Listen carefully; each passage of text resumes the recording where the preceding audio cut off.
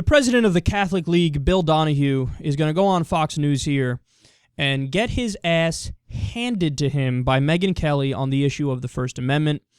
He's going to end up comparing the Muhammad cartoon that Charlie Hebdo did to both pedophilia and murder. Do you really think they were not courageous in the face of death threats to be publishing what they did? No. I think, first of all, they're pornographers disguised as satirists.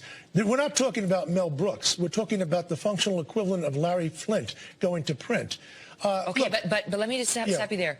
Larry Flynt himself was upheld. His right, absolutely. his embodiment of the First Amendment itself was specifically recognized by the U.S. Supreme Court. That's exactly right. And I will make the point, I've made it my whole life, I'll make it again tonight. People have a legal right to insult my religion or somebody else's. They don't have a moral right to do so.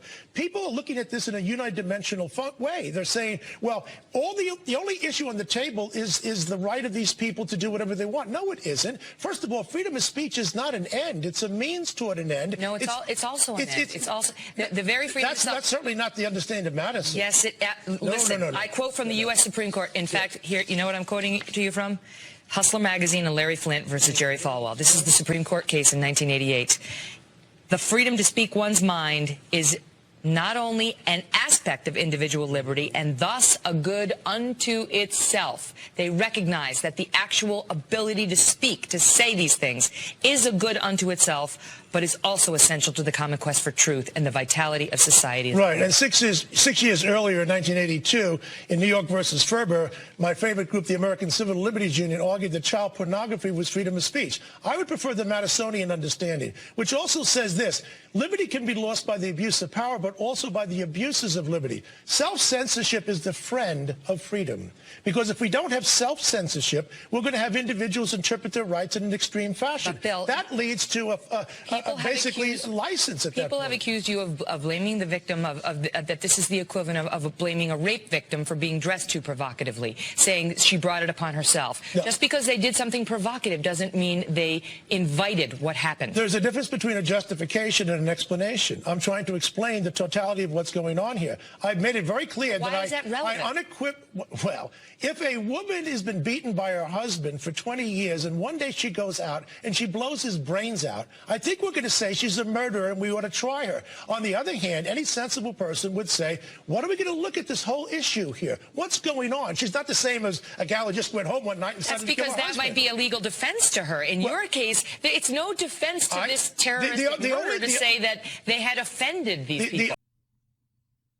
Bill Donohue thinks that we don't understand their reasoning, the fundamentalist terrorists' reasoning.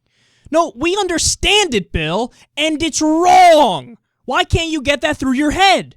We get what they mean, but they're wrong.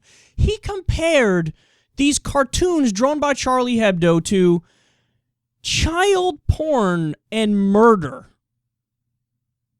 No, see, the reason why murder is wrong is because you are imposing your beliefs on others and taking away all of their rights and ending their life.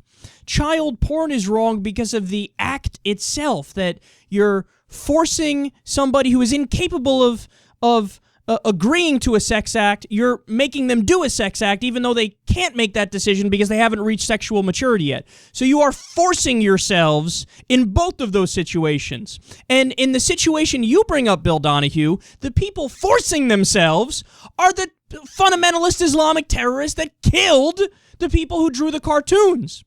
It's not the people that drew it that forced themselves.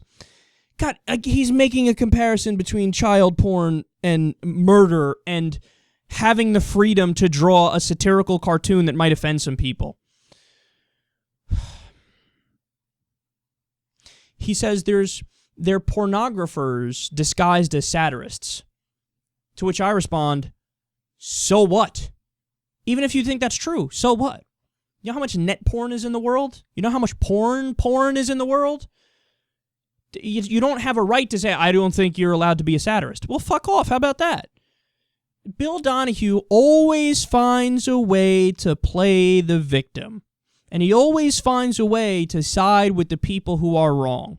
He says they have a legal right to do what they did to make the cartoons, but they don't have a moral right. First of all, I don't know what that means.